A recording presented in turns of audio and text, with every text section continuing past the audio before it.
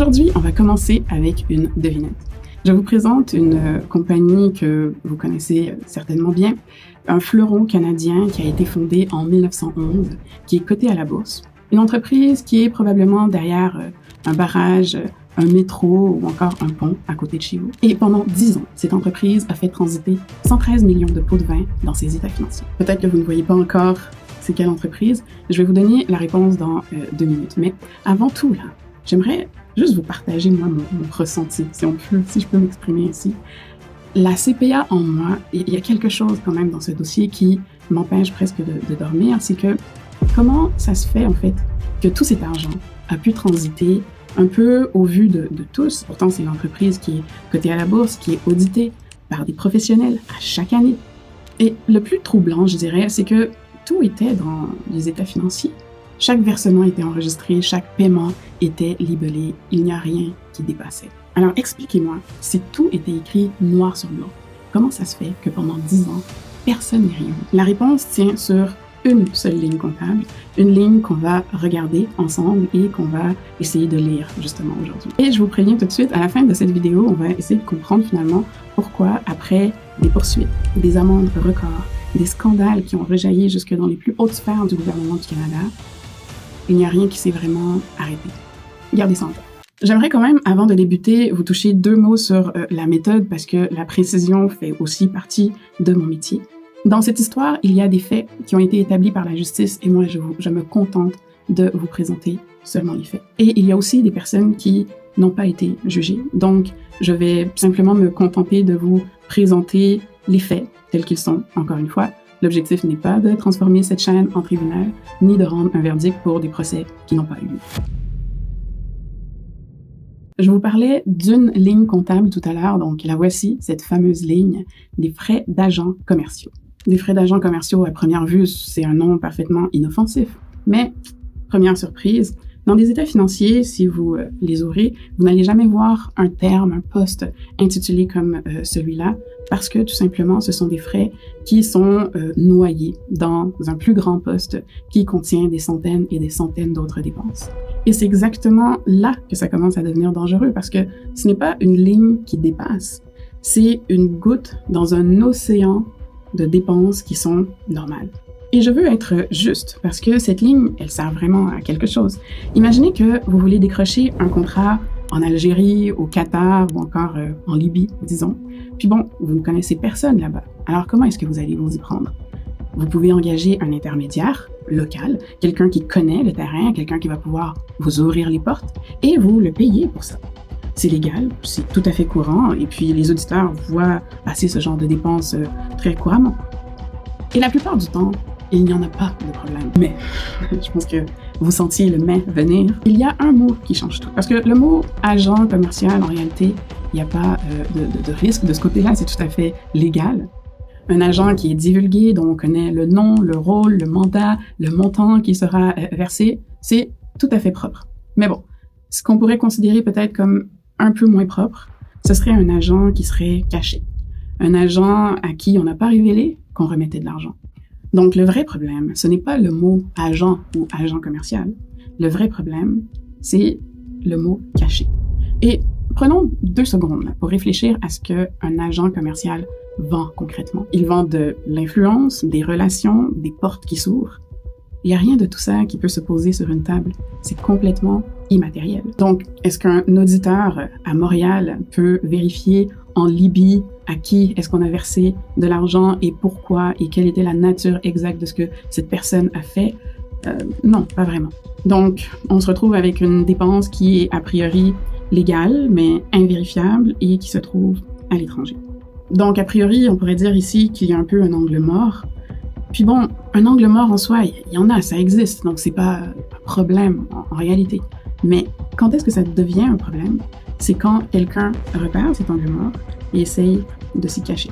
Alors la vraie question, c'est de savoir à partir de quand est-ce que cette ligne comptable commence à nous mentir. Donc pour le comprendre, il faut qu'on suive cette ligne littéralement. Donc j'espère que vous êtes installés confortablement. Suivez-la avec moi parce qu'on commence quelque part d'un peu lointain. On commence notre périple dans le désert. La réponse à ma devinette ici par rapport à l'entreprise dont je parlais, la voici, eh bien c'est SNC-Lavalin.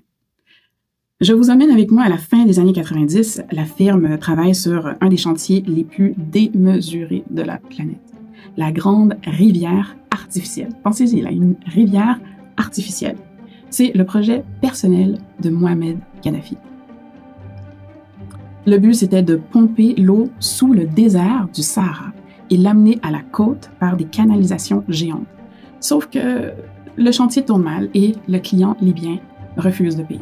Et la somme qui est en jeu à ce moment-là, 100 millions de dollars. Alors, la direction de SNC-Lavalin confie le dossier à un cadre, Riyad Ben Aissa, et son mandat, le procès le résumera plus tard en une phrase, en fait, se faire payer par tous les moyens. Par tous les moyens? Retenez ça pour tout à l'heure. Parce que quand on a un mandat qui est sans limite et qui n'est justement pas balisé, c'est là que notre fameuse ligne comptable qu'on est en train de suivre commence à devenir dangereuse. Donc, Ben Aissa, on lui a donné un mandat, il faut qu'il récupère l'argent. Donc, qu'est-ce qu'il fait? Il active ses réseaux. Donc, on lui présente un jeune homme, un officier de l'armée libyenne, qui est joueur de footballeur dans ses temps libres, si on peut dire. Et bon, un petit détail quand même, c'est le fils du dictateur, Saadi Kadhafi. Et comme par magie, l'argent qu'on avait de la difficulté à récupérer, eh bien, le client finit par payer. Mais bon, vous savez ce qu'on dit, il n'y a rien de gratuit. Et puis là, ce qui était à la base une solution qu'on a trouvée pour régler une crise ponctuelle est devenu un peu, par la force des choses, un modèle d'affaires. Donc on a un agent en Libye, une seule porte, c'est le fils du dictateur et c'est lui qui nous permet d'aller décrocher toutes sortes de contrats. Et donc là, j'aimerais que vous soyez attentifs parce que c'est ici que va s'opérer un tour de magie. SNC-Lavalin signe un contrat avec un agent. Et cet agent, en fait, c'est une société qui est enregistrée aux îles Vierges britanniques et qui a un compte bancaire en Suisse. Bon, jusque-là, ça passe, l'audit sans problème, c'est OK. Mais ce que le contrat ne dit pas, c'est qui est derrière cette fameuse entreprise qui a été enregistrée dans les îles Vierges britanniques. Eh bien, c'est Ben Aissa lui-même. Donc là, on va prendre juste 2 secondes, là. Le cadre de l'entreprise qui autorise l'agent, donc qui autorise que de l'argent soit versé à un agent commercial, ben, c'est aussi lui qui est l'agent commercial qui reçoit l'argent de l'autre côté. Donc, c'est la même personne qui se négocie avec elle-même et qui se paye elle-même aussi. Dans les livres comptables, officiellement, on enregistre que c'est une dépense qui est versée à un intermédiaire commercial libyen. Et pour être plus exact, le libellé qui était utilisé, c'était un intermédiaire libyen indépendant. Donc, le libellé exact nous parle d'une commission versée à un agent, mais en réalité, c'est un mensonge. Les chiffres maintenant, parce qu'il y en a 3, et je veux être précise, donc de 2001 à 2011, environ 113 millions transitent par ces sociétés écrans. C'est notre chiffre qu'on a débité dès le début de la vidéo, rappelez-vous, 113 millions de dollars. Et là-dessus, il y a 47,7 millions qui vont précisément à Saadi Kadhafi. Et ce montant-là, ce n'est pas une allégation, c'est le chiffre que l'entreprise elle-même a reconnu dans son plaidoyer en 2019. Et on a aussi 73,5 millions qui ont fini dans les poches de Ben Aissa et de son supérieur. Alors, où va cet argent qui a atterri dans les poches de Ben Aissa, entre autres? Eh bien, il se fait plaisir. Entre autres, il s'est acheté un yacht, pas n'importe lequel, un yacht à 25 millions de dollars quand même. Et en cours, la procureure de la couronne a appelé ce yacht le symbole de la démesure. Mais moi, ce qui me fascine comme comptable, c'est que, en fait, un yacht à 25 millions de dollars, on peut pas mettre ça dans des états financiers, et surtout pas dans les états financiers d'une firme d'ingénierie, ça ne ferait pas de sens. Donc, si on peut pas présenter un yacht à 25 millions, qu'est-ce qu'on fait? Eh bien, on le dilue dans les états financiers avec d'autres dépenses, des pots de vin, des villas, des yachts, effectivement aussi, pourquoi pas. Et on habille tout ça en frais d'agents commerciaux. Et pendant que cette ligne comptable fait son travail invisible, ben de l'autre côté, les contrats, ils pleuvent. Il y a eu des aéroports, des canalisations, près de 2 milliards de dollars de contrats qui ont été touchés en Libye. Donc, regardez ce qu'on a. On a débité 113 millions de dollars de pots de vin, et là, on est en train de créditer 2 milliards de contrats. À ce stade, vous vous dites peut-être, oui, mais bon, ces choses-là, ça arrive ailleurs, dans le désert, en Libye, c'est un peu loin de nous. On parle quand même d'un dictateur, il n'y a pas forcément les mêmes règles qu'ici, c'est sûr. Puis on aurait tendance à dire que ces affaires-là, ça n'arrive qu'ailleurs. Est-ce que vous êtes vraiment sûr de ça? Il va falloir qu'on suive très attentivement cette ligne parce qu'elle s'en vient chez nous. Je vous amène donc à Montréal. On quitte le désert libyen. 2010, le Québec s'apprête à construire le plus gros hôpital de son histoire, le Centre universitaire de santé McGill, qu'on appelle aussi communément le CUSUM. Il s'agit d'un contrat de 1,34 milliard de dollars, le plus gros que la province n'ait jamais signé. Et donc, pour choisir qui va construire cet hôpital, il y a un comité de direction qui est mis en place. Et à la tête de ce comité de direction, un homme que tout le monde respecte, un médecin. C'est aussi le directeur général de cet hôpital, Arthur Porter. Et c'est lui qui tient le crayon et qui décide à qui on va octroyer le contrat. Donc, le contrat a été gagné, si on veut, par le consortium qui était mené par SNC-Lavalin. Mais sauf que le comité de direction qui a été mis en place pour faire le choix, il y a quelque chose qu'ils ignoraient, en fait. À l'automne 2009, avant même l'octroi du contrat, un avocat avait monté aux Bahamas une société qui s'appelle Sierra Assets. C'est une boîte vide, il n'y a pas d'employés, il n'y a pas d'activité, il n'y a rien qui se passe. Il y a juste un nom sur un papier et un compte de banque. Est-ce que vous reconnaissez le schéma ici? C'est le même schéma, exactement le même schéma qu'en Libye. Donc, la ligne comptable, elle a voyagé, mais le tour de magie, il est resté exactement le même. Donc, après avoir gagné le contrat, si on peut dire ça comme ça, SNC-Lavalin a versé 22,5 millions de dollars qui ont été séparés en deux parts égales. La moitié a été versée à la société Sierra Assets, dont je vous parlais tout à l'heure, et plus tard, la preuve a établi que c'est le docteur Arthur Porter qui était derrière la compagnie Sierra Assets. Et l'autre moitié a été transférée dans une coquille vide, et qui était derrière cette coquille vide? Un autre cadre de l'hôpital, Yanaï Elbaz. Et puis là, il y a comme un petit détail qu'en tant que comptable, je trouve presque tendre, en fait, c'est que le 22,5 millions de dollars, à la base, c'était supposé être 30 millions de dollars. Donc, pourquoi est-ce que le montant a fondu un petit peu, si on peut dire ça comme ça? Mais c'est parce qu'il y a des gens à SNC-Lavalin qui commençaient à poser des questions. Donc, ce n'est pas par acquis de conscience que le montant de pot de vin s'est réduit, c'est à cause du contrôle interne. Donc, on a un pot de vin qui rétrécit parce que le département de comptabilité pose trop de questions. Bon, je ne veux pas faire de vagues ici, mais c'est presque un compliment à ma profession. Bon, ici, je veux quand même peser mes mots, c'est vraiment important. Le Dr Porter a toujours nié ces allégations. Il a soutenu que, en fait, ses revenus étaient dus à des contrats de consultation qui étaient tout à fait légitimes. Mais on n'aura pas le fin mot de l'histoire parce qu'il n'a jamais été jugé. Il est décédé en 2015, avant son procès. Donc, ce que je vous décris, ce n'est pas le verdict, c'est ce que la preuve à la commission Charbonneau a présenté comme étant le circuit qu'empruntait l'argent. Et sur ce circuit, il y a un détail que je pense que c'est surtout un comptable qui relèverait. C'est mon détail préféré de toute l'histoire, en fait. Ça peut vous paraître un peu anodin, mais le contrat d'agent qui a été signé avec la société aux Bahamas, c'est un contrat qui était antidaté. C'est un contrat qui a été signé en décembre 2009, mais qui était daté de mai 2009. Donc, antidaté, là, c'est quoi concrètement? C'est signer une lettre aujourd'hui, mettre une date de 6 mois auparavant et la glisser dans le dossier et faire comme si la lettre avait toujours été là depuis tout ce temps. Donc, en faisant ça, on ne vient pas corriger le passé, on vient carrément le réinventer. Et pour n'importe qui, on pourrait penser que c'est un simple détail administratif, mais pour un CPA, en fait, c'est un feu d'artifice complètement parce que c'est la preuve qui établit la fraude et l'intention derrière. Donc, ce n'est pas simplement un indice de la fraude, c'est vraiment la signature de la fraude elle-même. C'est le moment précis où la ligne comptable arrête d'enregistrer la réalité et commence à en inventer une plutôt. Et dans les livres comptables, le 22,5 millions de dollars que SNC a payé après avoir obtenu le contrat de l'hôpital, dans les livres comptables, c'était quoi la ligne d'après vous? Je vous laisse deviner. C'était exactement la même qu'en Libye, frais d'agent commercial. On a le désert libyen, on a un hôpital à Montréal. On peut penser qu'il y a un monde qui les sépare, mais finalement, c'est comme si ils sont réunis par une même ligne comptable. Mais attendez, parce que le 22,5 millions de dollars, ce n'est pas le seul montant qui a été payé en trop par l'hôpital. Devant le tribunal, l'avocat de l'hôpital a déterminé que cette fraude avait coûté à l'hôpital environ 934 millions de dollars versés en trop. Donc, vous avez bien entendu, là, ça peut paraître un peu absurde, mais pour 22,5 millions de dollars de pots de vin, aux contribuables québécois, ça aura coûté 934 millions de dollars en trop pays. Et là, c'est peut-être la triste réalité des pots de vin parce que ça finit par coûter de l'argent à des gens qui n'étaient même pas dans la pièce. Si on retourne dans le grand livre, au début, on a dit on débitait 113 millions de dollars de pots de vin. On a eu les 2 milliards de contrats en Libye. On a un autre contrat de 1,34 milliard pour construire un hôpital. Donc finalement, cette ligne comptable, elle rapporte beaucoup, non?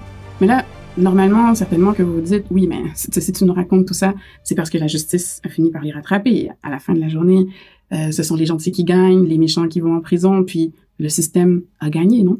Malheureusement, pas tout à fait. Donc, vous vous souvenez, au début, je vous ai dit, on va suivre cette ligne. Donc, on va continuer à la suivre. On a quitté le désert, on est allé aux Bahamas, on s'est promené à Montréal aussi. On va continuer à suivre la ligne, puis on va essayer de voir, en fait, comment est-ce que le système essaye de s'y prendre pour arrêter de faire en sorte que certaines personnes utilisent cette ligne pour nous mentir. Et là, vous allez me suivre et on va voir que à 3 reprises, le système, malheureusement, échoue à ça. Donc, le premier essai d'arrêter tout ça avec le système, c'est la justice. En fait, en 2019, la division construction de SNC-Lavalin décide de plaider coupable. Et donc, l'entreprise, elle a bel et bien été condamnée. Elle a été condamnée à verser une amende de 280 millions payable sur 5 ans. Et elle s'est vue aussi imposer 3 ans de probation. Donc, est-ce qu'on pourrait dire que le système a frappé? Est-ce que le système a frappé fort? Pas tout à fait, parce que déjà, ils ont plaidé coupable. Ils ont plaidé coupable de quoi? Ils ont plaidé coupable de fraude. Et le mot est vraiment bien choisi, même s'il peut paraître pas très avantageux, mais on avait le choix entre ça et plaider coupable de corruption. Puis là, si SNC-Lavalin avait plaidé coupable de corruption, là, ça aurait été beaucoup plus grave pour l'entreprise. Donc, le mot fraude au lieu de corruption, ce n'est pas du tout un hasard parce que au Canada, une condamnation pour corruption d'agents publics étrangers peut coûter très cher, en fait. Déjà, ça peut coûter 10 ans de bannissement, tout simplement. Donc, pendant 10 ans, cette entreprise-là ne pourrait plus soumissionner pour des contrats publics. Donc, pour une firme qui vit des travaux publics, si elle devait faire face à une condamnation comme celle-là, ce serait pas une simple amende, ce serait vraiment un arrêt pur et simple des activités. Donc, plaider pour fraude plutôt que plaider pour corruption, mais c'est exactement là la porte de sortie.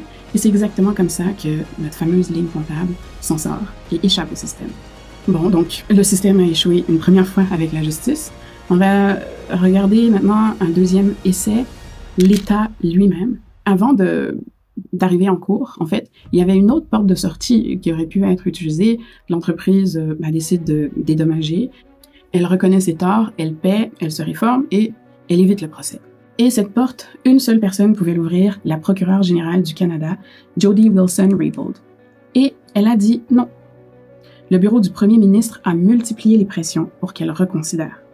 Et je vais être honnête, parce que leur argument, il n'était pas complètement absurde non plus.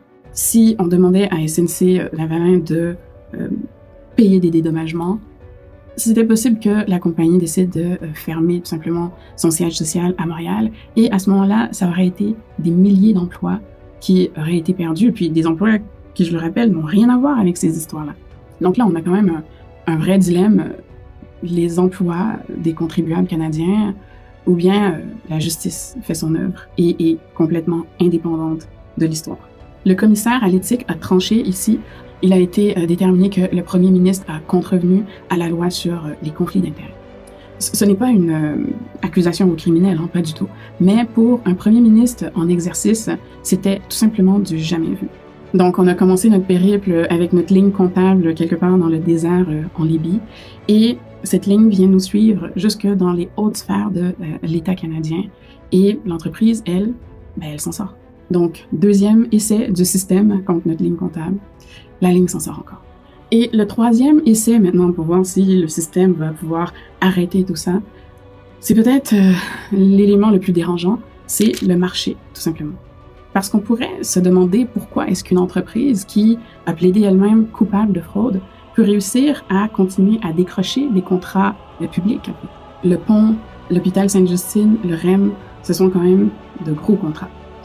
On pourrait y mettre comme hypothèse, la réponse facile, ça pourrait être, bon, l'État continue à leur octroyer des contrats parce qu'il n'y a pas vraiment d'autres alternatives. Et puis bon, c'est une firme d'ingénierie qui a plus d'une centaine d'années d'existence, d'expérience, d'expertise.